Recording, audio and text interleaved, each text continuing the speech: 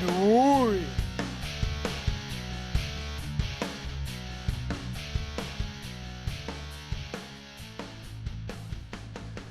I got involved in window cleaning about 20 years ago, a little over 20 years ago. I used to have a job as a house reblocker, which was fixing the stumps and subframes under houses, and it was a filthy job. One day I was coming home in a car on Sydney Road. We were sort of in gridlock traffic, and out the window I saw these two window cleaners just doing some shops. And it was a sunny day and they were just in their shorts and chatting, and they were actually laughing, like telling a joke, and I just remember thinking, look at that, that's the job for me. Yeah, Ash is my right-hand man here at Flash. He's been with me the longest. And when Ash first started with me, he was just like a punk just out of school, and you'd have to say he didn't really look like he had much future. Well, I got involved in window cleaning when I finished my VCE year 12. I was looking for a job, not very hard, but yeah, I was looking for a job because Mum was busting my chops about getting some money in to pay board. And it turned out that my sister went to school with Rob's daughter. And my mum heard that he was looking for window cleaners. So I reluctantly called him up. Bizarre conversation on the phone. He was so disinterested. And I must admit, after talking with him on the phone, I was disinterested myself. I thought, you know, what a loser. He was a quick learner. He picked it up and ended up becoming quite a valuable member of the team. Yeah, there's nothing too much to say about window cleaning. It's just what I do. He's got better and better and better. So, you know, he's gone from being a real punk that was, you know, a bit of a smart ass with no future to now being a real valuable member of the team.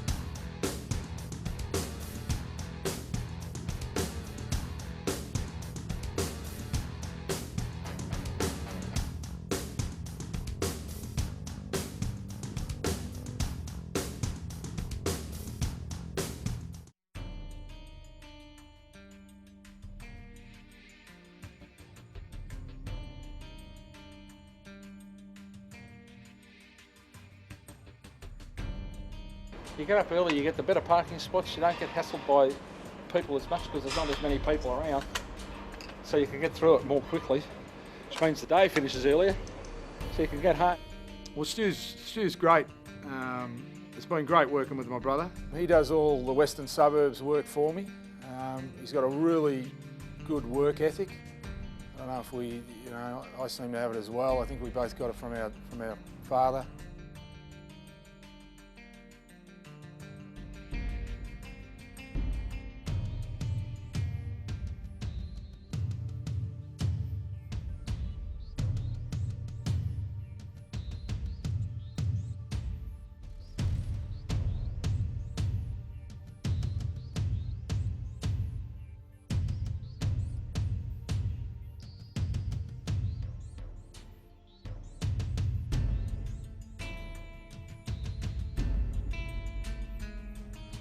Ryan was sick today, and I had to call Will and set up to come down and meet Will. He caught the train down to Chapel Street, and because he caught the train there, he doesn't carry all the gear that most window cleaners do. He only had the basics, so that was going to take him way longer, and it just screwed the whole day up. If I find out that Ryan wasn't really sick, I'm going to hit the fucking roof. I hear back off customers what a sweetie he is. I haven't really heard anything bad about him. Tends to keep losing his licence, which makes life difficult. Well, I just get too many points because there's a lot of driving in this job. You know, you're going from shop to shop, and you don't really know the area, so it's a bit tough. You always get done by camera. Yeah, I'm in business with my wife Helen. She does all the managing of the office, handles all the communications and accounts, collections, payroll, etc. We started it with one customer and then we grew it and grew it and grew it, and I do everything except clean the windows. So it's pretty busy. And it's a big job. It's not an easy job. And it does make things tough at times, the fact that she's my wife, because I need things done and I need them done fast. Here's those dental records of that new applicant for the job. He doesn't get the job. You are an idiot.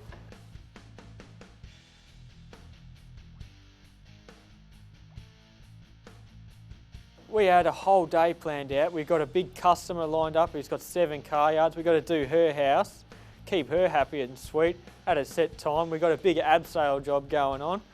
I mean, we've got to put a huge sign up on the side of a building, and Stuart's got to go out the other side of town, do all his things and do some city stuff, and me and Macca are busy, you know. We've got shops in the morning just like they do. We've also got a block of flats, and then we've got to come and help out on the abseil job. I don't have time to be going to meet Will on some shops and pick him up and take him to a house and do a house with him and come back. I've got paperwork and crap to do, so if I find out that Ryan just chucked a sickie, that's it. It's game over. Fuck off.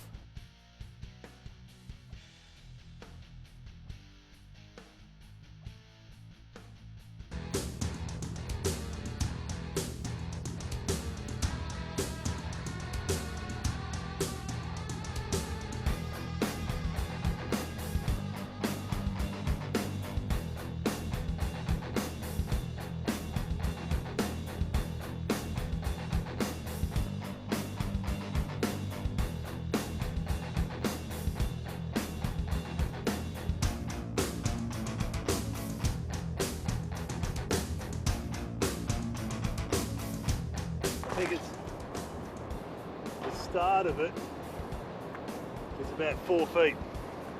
4 feet down from the side where we're working here, so it'll need to be brought up to here all the way, and then one piece at a time we take it back down and mount it up. But it's a little bit complex because it's in a lot of pieces. We have to mount a reference piece first, and then we mount the rest of the pieces off the reference piece so that everything is in its correct position.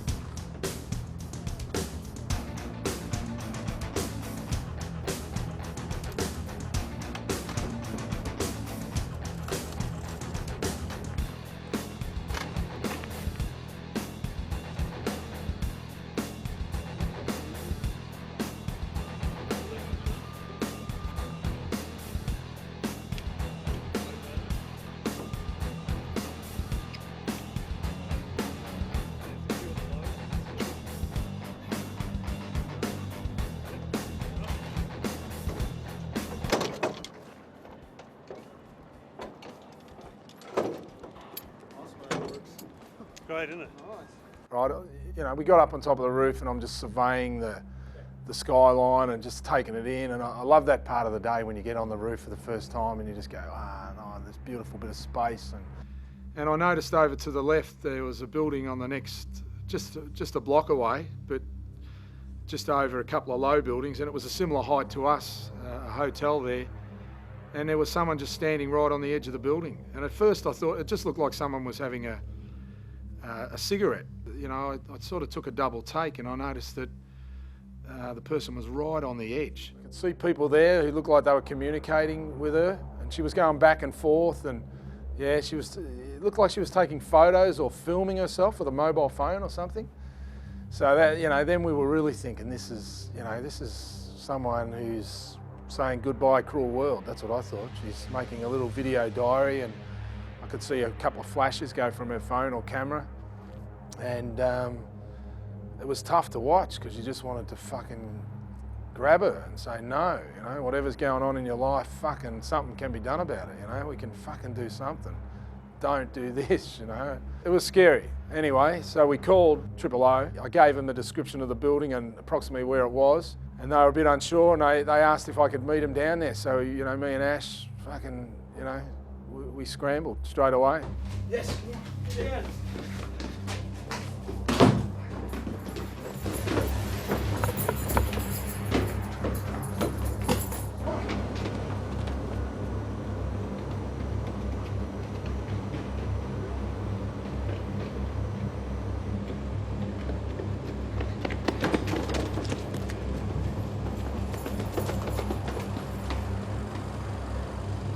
And then when we come around the corner and looked up, the person wasn't there anymore, and it was like, fuck, we're too late. And, we continued on round, and I met the cops at the bottom of the building, and, we told them what we saw, and yeah, it was pretty fucked.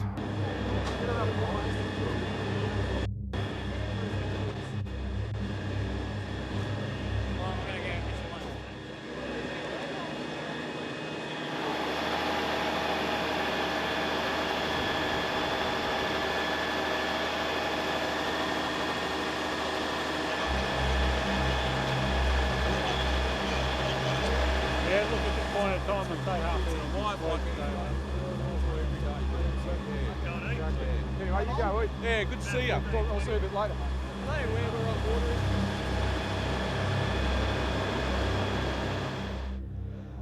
Yeah, it was fucking nerve-wracking. We had to go and we had to stop for a bit. We were just all in shock.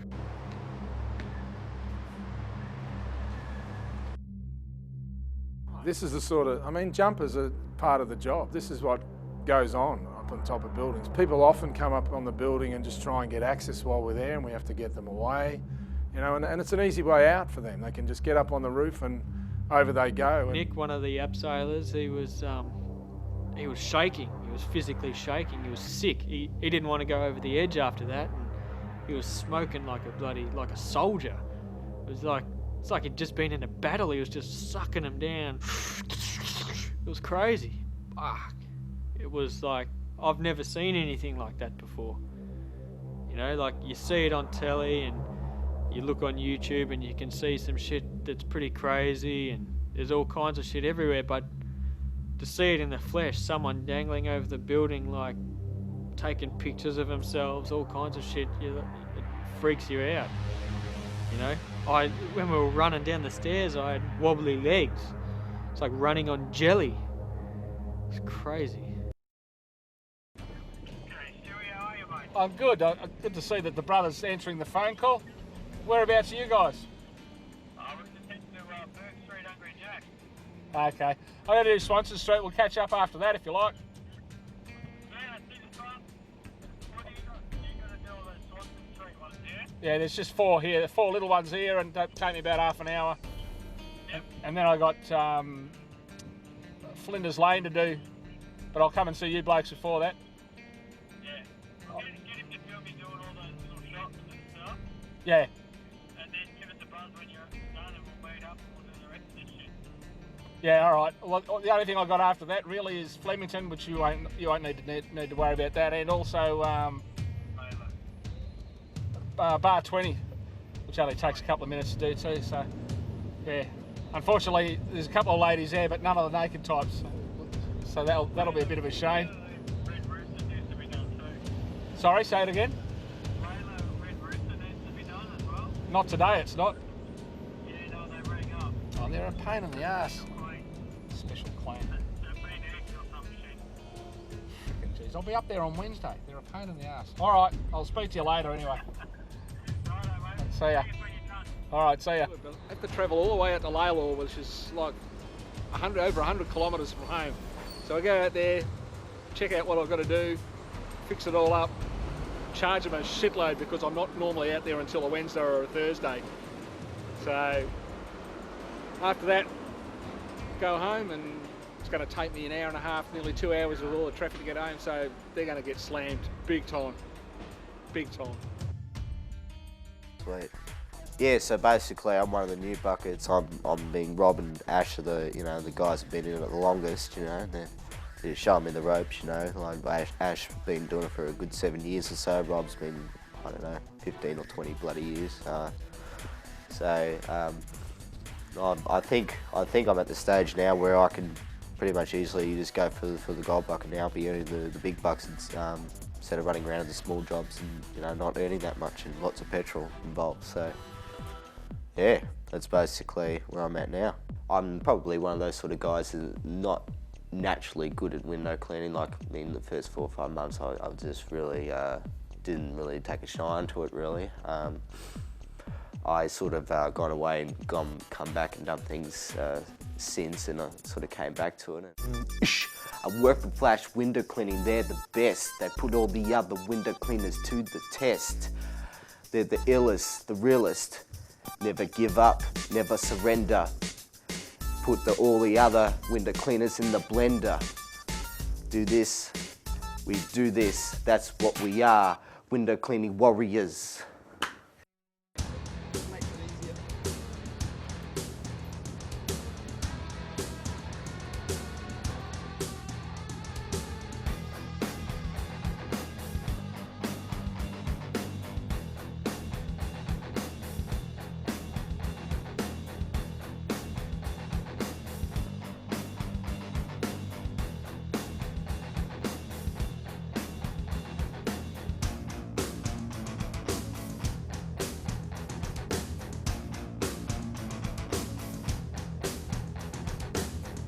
A measurement of 3,200 from there.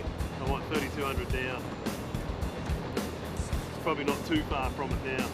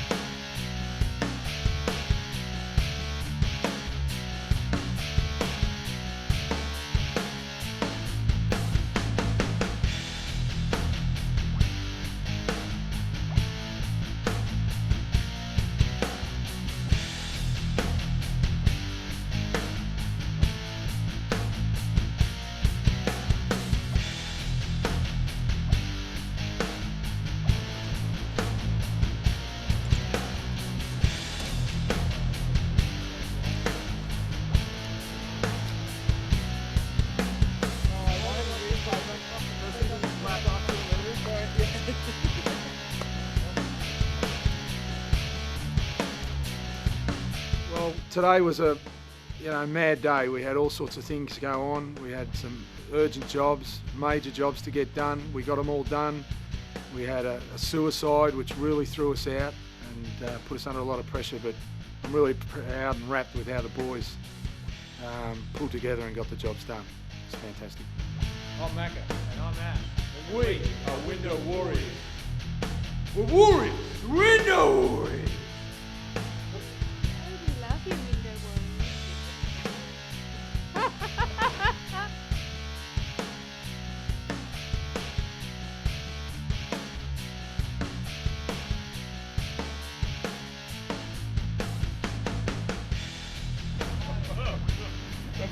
Oh fuck, this is fucking shitting me so much. He can go and get fucked. He can stick his fucking job so far up his butt, he'll have to brush something down his fucking mouth to clean it.